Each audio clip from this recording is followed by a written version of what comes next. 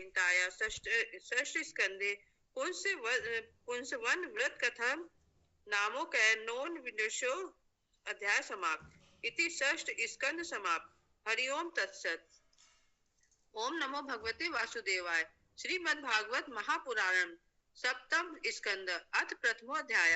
नारद दृष्टि संवाद और जय विजय की कथा। राजा परीक्षित ने पूछा, भगवान तो स्वभाव से ही वेद भाव से रहित हैं, सम है, समस्त प्राणियों के प्रिय और सुदृढ़ हैं। फिर उन्होंने जैसे कोई साधारण मनुष्य भेदभाव से अपने मित्र का पक्ष ले और शत्रुओं का अनिष्ट करे, उसी प्रकार इंद्र के लिए दैत्यों का वध क्यों किया? वे स्वयं परिपूर्ण कल्याण स्वरूप है, इसीलिए उन्हें देवताओं से कुछ लेना देना नहीं है। अतः निर्गुण होने के कारण दैत्यों से कुछ वैर विरोध और उद्वेग भी नहीं है। भगवत प्रेम के सौभाग्य से संपन्न महात्मन हमारे चित्त में भगवान के समत्व आदि गुणों के संबंध में बड़ा भारी संदेह हो रहा है। आप कृपा करके उसे मिटाइए। श्री शुक्रदेव जी ने कहा, महाराज, भगवान के अद्भुत चरित्र के संबंध में तुमने बहुत बड़ा सुंदर प्रश्न किया है, क्योंकि ऐसे प्रसंग प्रहलाद आदि भक्तों की महिमा से परिपूर्ण होते हैं, जिसके श्रवण से भगवान की भक्ति बढ़ती है।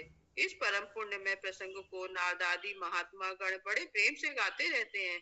अब मैं अपने पिता श्री कृष्ण दैपायन मुनि को नमस्कार करके भगवान की लीला कथा का वर्णन करता हूँ।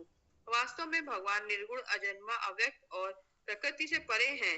ऐसा होने पर भी अपनी माया के गुणों को स्वीकार करके वे बाध्य बाधक भाव को अर्थात मरने और मारने वाले दोनों के परस्पर विरोधी रूपों को ग्रहण करते हैं। अब आप पढ़िए।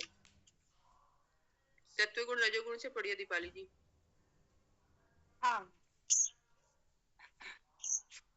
सत्वगुण, रजोगुण और तमोगुण ये प्रकृति के तीन गुण हैं, परमात्मा के नहीं। परीक्षित, इन तीनों गुणों की भी एक ही साथ घटती बढ़ती नहीं होती।